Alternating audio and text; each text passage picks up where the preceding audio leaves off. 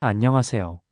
오늘은 중년 세대에게 특히 중요한 주제인 경제적 안정에 대해 이야기해 보려고 합니다. 나이가 들면서 경제적 상황에 대한 고민이 점점 깊어지기 마련이죠. 은퇴를 준비해야 할 시기이기도 하고, 자녀 교육비나 결혼자금, 주택대출 상환 등 다양한 재정적 부담이 겹치기 때문입니다.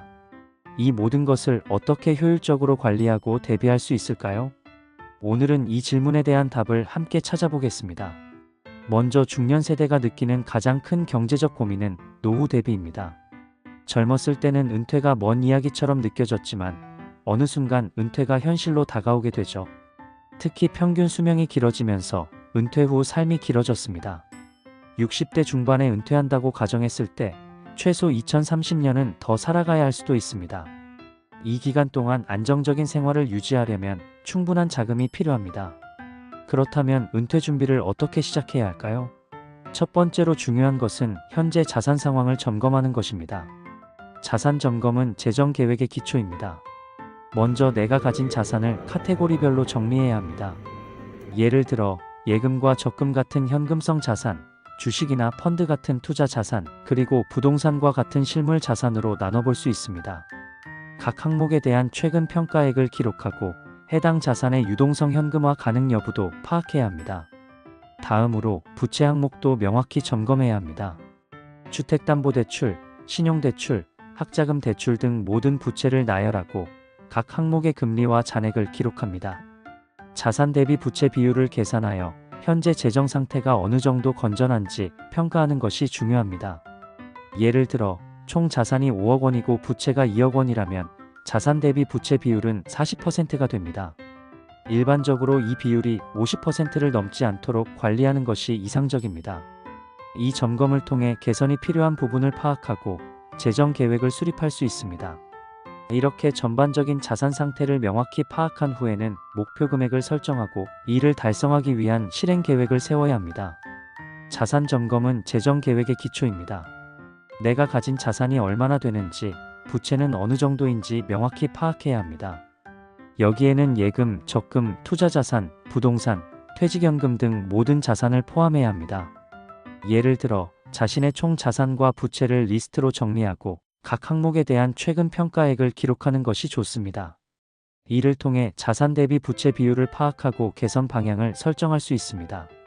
이렇게 전체적인 재정 상태를 점검한 후에는 목표 금액을 설정해야 합니다. 은퇴 후 매월 필요한 생활비를 계산하고 이를 바탕으로 준비해야 할 자금을 산정하는 것이 중요합니다. 예를 들어 현재 생활비가 월 300만 원이라면 은퇴 후 최소한 이 수준을 유지할 수 있는 자금 계획이 필요합니다. 내가 가진 자산이 얼마나 되는지, 부채는 어느 정도인지 명확히 파악해야 합니다. 여기에는 예금, 적금, 투자자산, 부동산, 퇴직연금 등 모든 자산을 포함해야 합니다. 이렇게 전체적인 재정 상태를 점검한 후에는 목표 금액을 설정해야 합니다. 은퇴 후 매월 필요한 생활비를 계산하고 이를 바탕으로 준비해야 할 자금을 산정하는 것이 중요합니다. 두 번째로는 다양한 투자 상품을 활용하는 것입니다. 단순히 저축만으로는 물가 상승을 따라잡기 어렵기 때문에 안정적인 수익을 기대할 수 있는 투자 전략을 세우는 것이 필요합니다. 투자 상품에는 예금과 같은 안전한 상품부터 ETF나 주식처럼 수익률이 높은 상품까지 다양합니다. 여기서 몇 가지 추천 투자 상품을 소개하겠습니다. 퇴직연금과 개인연금 장기적인 노후 대비를 위해 필수적인 상품으로 세제 혜택과 안정적인 수익률을 기대할 수 있습니다. 매월 꾸준히 납입하여 노후 자금을 확실히 준비할 수 있습니다. ETF 상장 지수 펀드 주식과 채권 등 다양한 자산의 분산, 투자하는 상품으로 관리가 쉽고 수수료가 낮습니다. 특정 지수나 산업에 투자하고 싶을 때 적합합니다. 고배당 주식 배당 수익을 통해 안정적인 현금 흐름을 확보할 수 있는 상품입니다. 장기 보유 시 배당금이 재투자되어 복리 효과를 기대할 수 있습니다. 채권 안정적인 이자, 수익을 제공하며 주식시장의 변동성을 회피하려는 투자자에게 적합합니다. 국채와 회사채 등 다양한 옵션이 있습니다. 부동산 리츠아리아이TS 부동산에 간접 투자하는 상품으로 소액으로도 상업용 부동산이나 인프라에 투자할 수 있습니다. 임대 수익과 자산 가치 상승을 기대할 수 있습니다. 적립식 펀드 매달 일정 금액을 투자하여 시장 변동성을 분산시키는 전략입니다. 장기적으로 안정적인 수익을 목표로 할 때 유리합니다. 투자에 앞서 자신의 재무 목표와 리스크 성향에 따라 적절한 포트폴리오를 구성하는 것이 중요합니다. 전문가와의 상담을 통해 각 상품의 특성과 수익 구조를 이해하는 것도 도움이 될 수 있습니다. 단순히 저축만으로는 물가 상승을 따라잡기 어렵기 때문에 안정적인 수익을 기대할 수 있는 투자 전략을 세우는 것이 필요합니다. 투자 상품에는 예금과 같은 안전한 상품부터 ETF나 주식처럼 수익률이 높은 상품까지 다양합니다. 예를 들어 퇴직연금이나 개인연금에 꾸준히 납입하면 세제 혜택과 장기적인 자산 증가 효과를 기대할 수 있습니다. 또한 주식 투자 시에는 분산 투자를 통해 위험을 줄이고 장기적으로 수익을 목표로 해야 합니다. 자신의 재무 목표와 리스크 성향에 따라 적절한 포트폴리오를 구성하는 것이 중요합니다. 전문가와의 상담을 통해 각 상품의 특성과 수익 구조를 이해하는 것도 도움이 될 수 있습니다. 단순히 저축만으로는 물가 상승을 따라잡기 어렵기 때문에 안정적인 수익을 기대할 수 있는 투자 전략을 세우는 것이 필요합니다. 예를 들어 퇴직연금이나 개인연금에 꾸준히 납입하는 것, ETF나 주식 같은 투자 상품을 적절히 활용하는 것도 고려할 수 있습니다. 다만 지나치게 위험한 투자는 피하고 자신의 재무 상황에 맞는 균형 잡힌 포트폴리오를 구성하는 것이 중요합니다. 세 번째로는 부채 관리입니다. 중년이 되면서 주택대출이나 신용대출 같은 부채가 누적된 경우가 많습니다. 부채 관리는 재정 안정을 위해 필수적입니다. 먼저 금리가 높은 부채부터 상환하는 것이 우선입니다. 예를 들어 신용카드 대출이나 소액금융대출은 높은 이자율로 인해 빠르게 상환하지 않으면 재정 압박이 커질 수 있습니다. 이자 부담을 줄이기 위해 먼저 고금리 부채를 우선적으로 상환하세요. 부채 관리를 체계적으로 하기 위한 몇 가지 방법을 소개하겠습니다. 부채 목록 작성 및 우선순위 설정. 현재 보유하고 있는 모든 부채를 나열하고 금리와 잔액을 기록합니다. 금리가 높은 순서대로 우선순위를 정하여 상환 계획을 세웁니다. 추가 상환 전략. 여유 자금이 생길 때마다 우선순위가 높은 부채에 추가로 상환하여 원금을 줄입니다. 이렇게 하면 장기적으로 부담해야 할 이자액을 크게 줄일 수 있습니다. 부채 통합. 여러 금융기관에서 대출을 받았다면 이자율이 낮은 통합대출 상품으로 전환하여 관리 효율성을 높이는 것도 고려해 볼 수 있습니다. 이 과정에서 금융 전문가의 상담을 받아 최적의 조건을 찾는 것이 중요합니다. 월별 상환 계획 수립. 매월 정해진 금액을 상환하는 계획을 세우고 상환 일정을 철저히 지킵니다. 자동이체를 설정하여 상환이 늦어지는 일을 방지하세요. 재융자 또는 금리 재조정. 주택대출과 같은 장기 부채의 경우 금리가 하락했을 때 재융자를 통해 금리 조건을 개선할 수 있습니다. 이렇게 하면 장기적으로 상환 부담이 줄어들 수 있습니다. 소득 대비 부채 비율 관리. 자신의 소득 대비 부채 비율이 3040%를 넘지 않도록 관리하는 것이 좋습니다. 비율이 높아질 경우 새로운 대출을 자제하고 상환에 집중해야 합니다. 이처럼 부채를 체계적으로 관리하면 경제적 스트레스를 줄이고 재정 안정을 더 쉽게 달성할 수 있습니다. 부채 관리는 단순히 갚는 것에 그치지 않고 장기적으로 계획을 세워 실행하는 것이 중요합니다. 중년이 되면서 주택대출이나 신용대출 같은 부채가 누적된 경우가 많습니다. 부채 관리는 재정 안정을 위해 필수적입니다. 먼저 금리가 높은 부채부터 상환하는 것이 우선입니다. 고금리 신용대출이나 카드 대출은 빠르게 갚아야 이자 부담을 줄일 수 있습니다. 또한 주택대출과 같은 장기 부채는 상환 기간과 금리를 재조정하여 부담을 줄이는 방법도 고려해 볼 수 있습니다. 부채가 많다면 월별 상환 계획을 세워 체계적으로 관리하는 것이 필요합니다. 금융 전문가와 상담하여 부채 통합이나 금리 인하 상품을 활용하는 것도 좋은 방법입니다. 중년이 되면서 주택대출이나 신용대출 같은 부채가 누적된 경우가 많습니다. 이 부채를 관리하지 않으면 경제적 압박이 심해질 수 있습니다. 먼저 금리가 높은 부채부터 상환하는 것이 우선입니다. 추가로 소득 대비 부채 비율이 과도하게 높아지지 않도록 지속적으로 점검해야 합니다.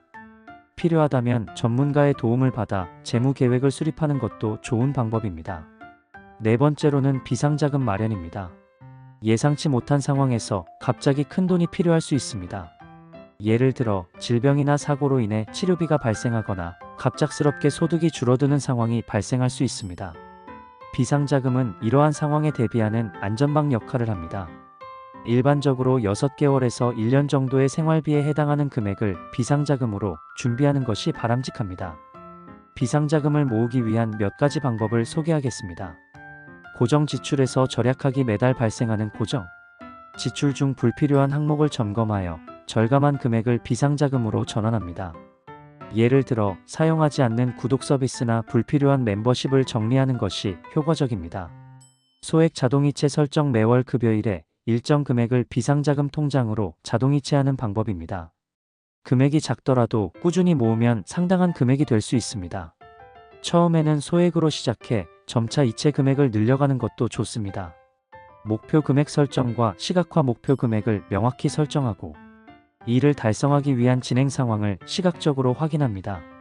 예를 들어 목표 달성률을 표시한 그래프나 체크리스트를 작성하여 동기부여를 유지합니다.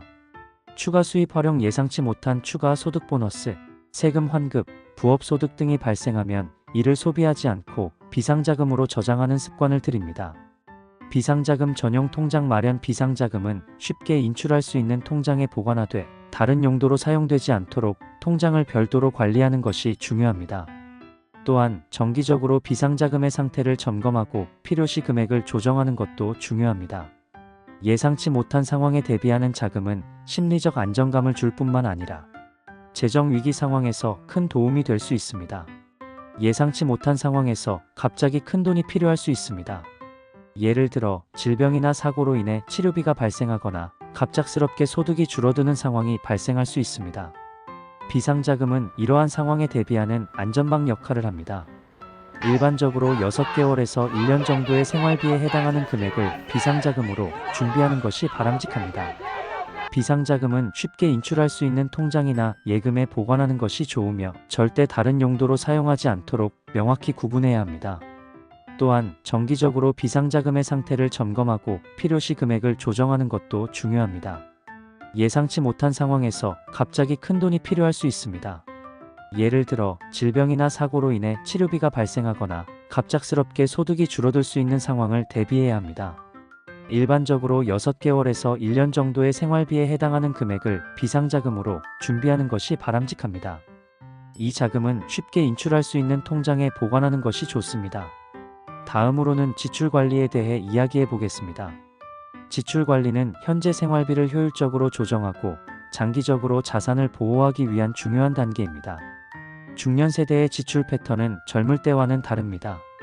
자녀 교육비나 주택 유지비, 건강관리비 등 필수 지출이 늘어나는 경향이 있습니다. 지출 관리를 체계적으로 하기 위한 몇 가지 방법을 소개하겠습니다. 월별 예산 계획 수립. 매월 수입과 지출을 예측하여 예산을 세우고 카테고리별로 할당합니다. 예를 들어 주거비, 식비, 교육비, 여가비 등으로 나눠 관리하면 지출 상황을 명확하게 파악할 수 있습니다. 계획된 예산을 벗어나지 않도록 주기적으로 점검하는 것이 중요합니다. 지출 우선순위 정하기. 반드시 필요한 고정비와 변동비를 구분하고 우선순위가 낮은 항목은 줄이는 노력을 합니다. 예를 들어 필수 고정비인 주택대출 상환은 유지하되 불필요한 구독 서비스나 외식비를 줄이는 것이 효과적입니다. 소비 패턴 분석. 지난 몇 달간의 소비 내역을 점검하여 불필요한 지출이 있었는지 확인합니다. 카드 명세서나 가계부를 활용하면 쉽게 분석할 수 있습니다. 특히 반복적으로 발생하는 불필요한 소비를 줄이는 것이 중요합니다. 절약 습관 들이기. 전기, 수도 같은 공과금을 절약하거나 할인 행사와 적립 포인트를 적극 활용하는 등 일상에서 절약하는 습관을 들입니다. 작은 절약이 장기적으로 큰 금액이 될 수 있습니다. 예상 외 지출 대비. 비상 상황에서 발생할 수 있는 지출을 고려하여 비상 예산을 따로 확보합니다. 이렇게 하면 예상치 못한 상황에서도 재정적 압박을 줄일 수 있습니다. 지출 관리 앱 활용. 요즘은 다양한 가계부 앱과 지출 관리 앱이 있어 실시간으로 수입과 지출을 기록하고 분석할 수 있습니다. 이러한 도구를 활용하면 더 체계적으로 지출을 관리할 수 있습니다. 이러한 방법들을 통해 지출을 효율적으로 관리하면 불필요한 소비를 줄이고 더 많은 자금을 저축하거나 투자할 수 있게 됩니다. 계획적이고 체계적인 지출 관리가 장기적인 경제적 안정을 가져오는 핵심 요소입니다. 중년 세대의 지출 패턴은 젊을 때와는 다릅니다. 자녀 교육비나 주택 유지비, 건강관리비 등 필수 지출이 늘어나는 경향이 있습니다. 따라서 우선순위를 정하고 불필요한 지출을 줄이는 노력이 필요합니다.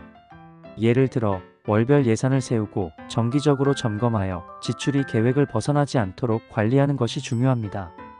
또한 중년에는 추가적인 수익 창출을 고려하는 것도 도움이 될 수 있습니다.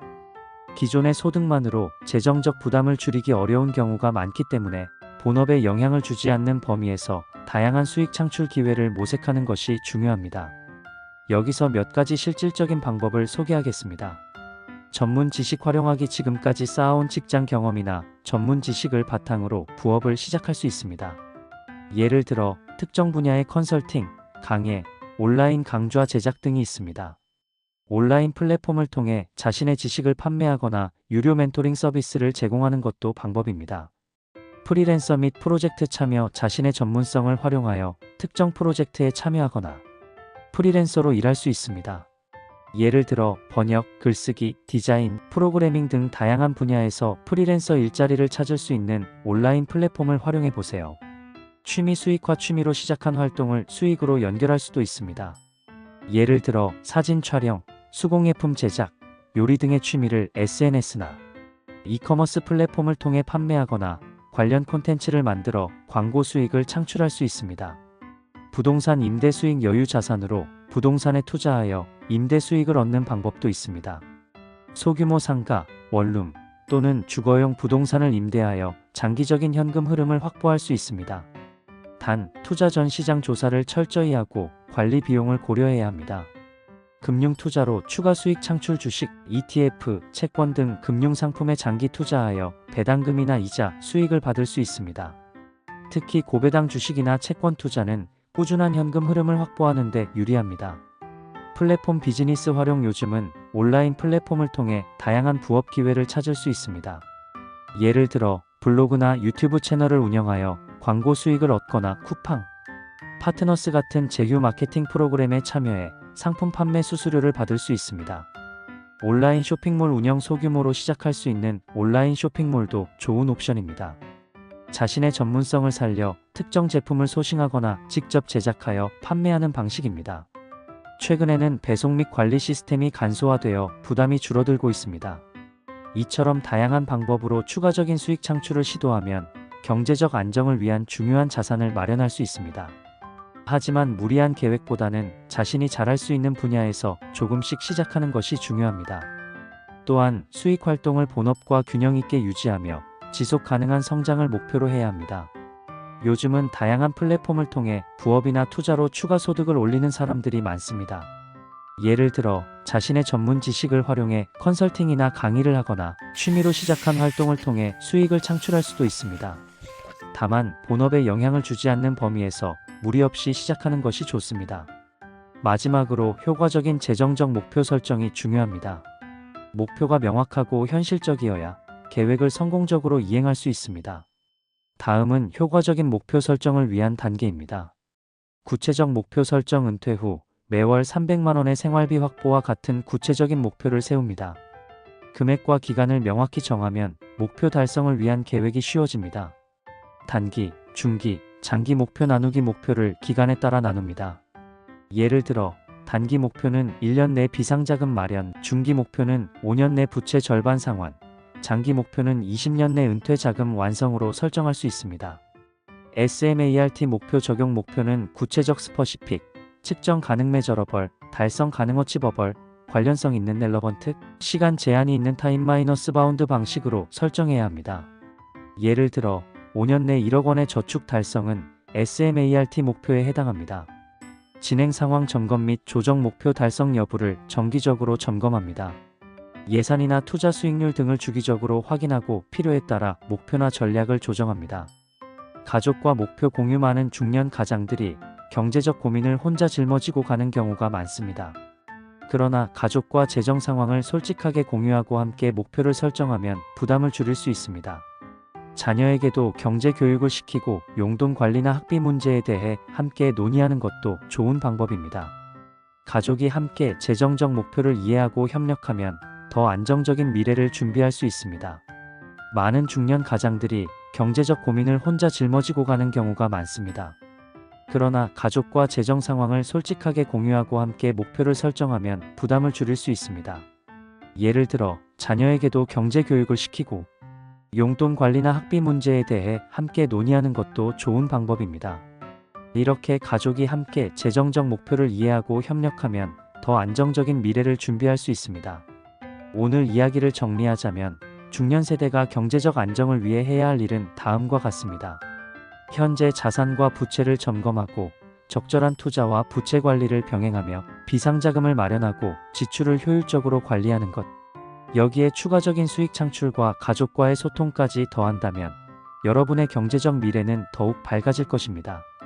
오늘 영상이 여러분에게 도움이 되셨다면 구독과 좋아요 부탁드립니다. 앞으로도 여러분의 삶에 실질적인 도움이 될 수 있는 이야기로 찾아뵙겠습니다. 감사합니다.